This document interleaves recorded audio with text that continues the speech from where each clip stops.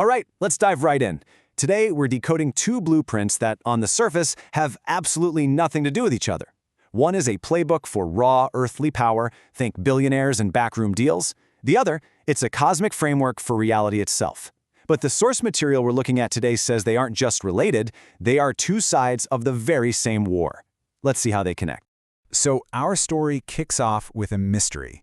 You've got this group of tech titans and Wall Street billionaires, and they're all suddenly making these massive, eye-watering donations. The easy answer is, oh, it's just politics. But what if that's not it at all? The documents we're about to dig into suggest the real reason is a whole lot darker, and for them, a whole lot more urgent.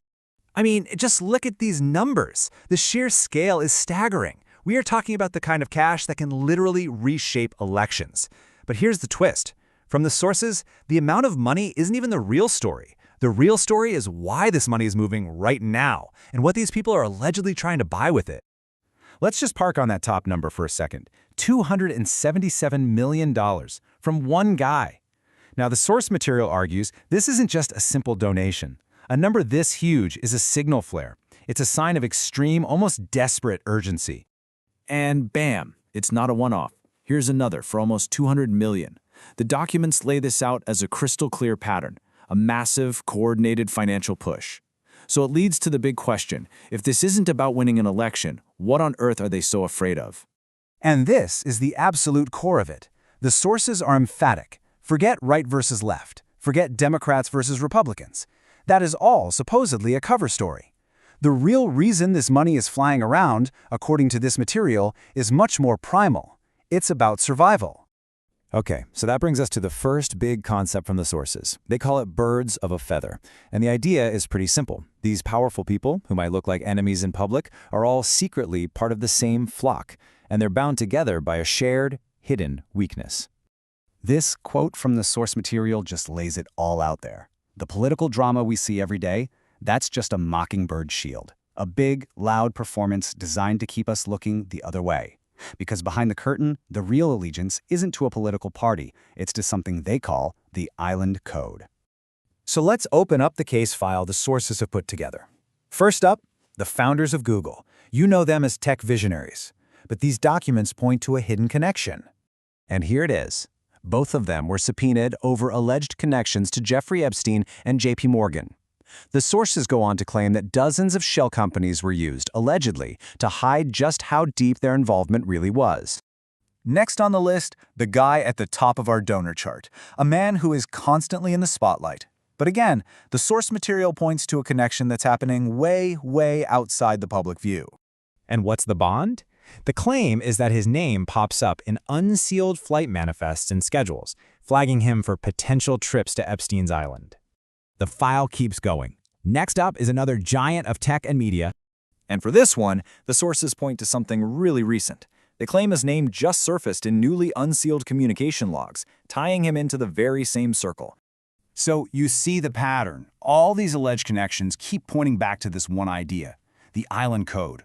The sources define this as way more than just a shared secret. It's a shared blueprint, a manual for mutual protection.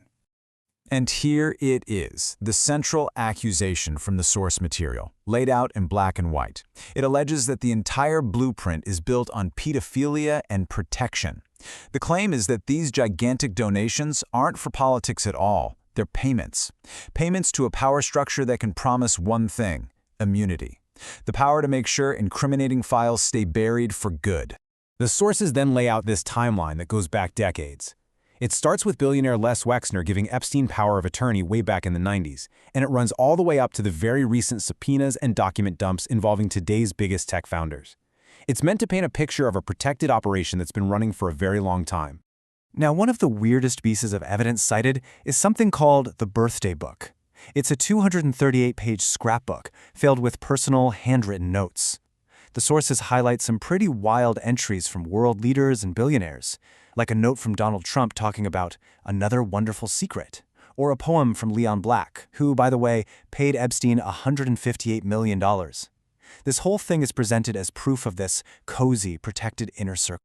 Okay, now, to really get what the sources are saying about the Island Code, you have to be willing to take a huge leap with me. we have to shift our entire perspective and look at a second blueprint. This one has nothing to do with controlling people. It's about understanding reality itself. It's a cosmic framework, and this is where everything is supposed to connect.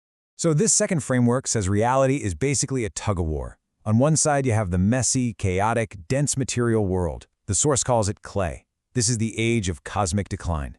But on the other side, there's a perfect, eternal order, like a master file for all of creation.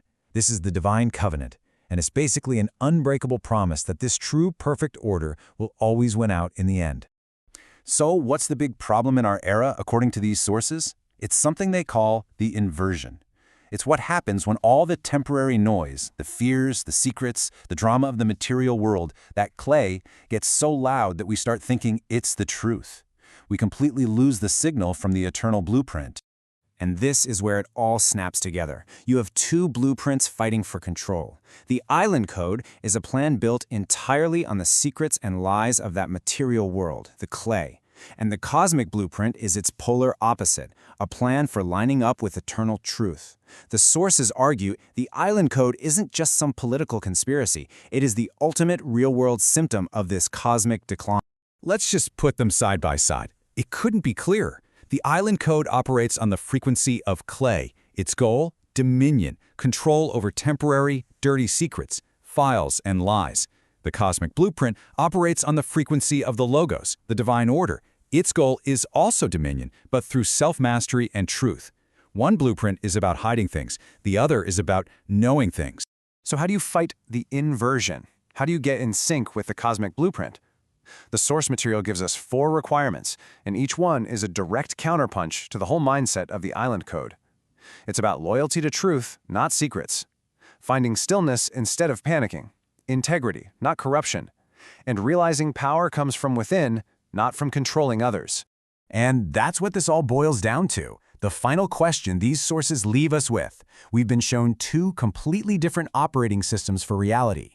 One is based on controlling the static and the noise of the clay. The other is based on tuning into an eternal signal. So the challenge is to just look around and ask yourself, which blueprint do you see running the show?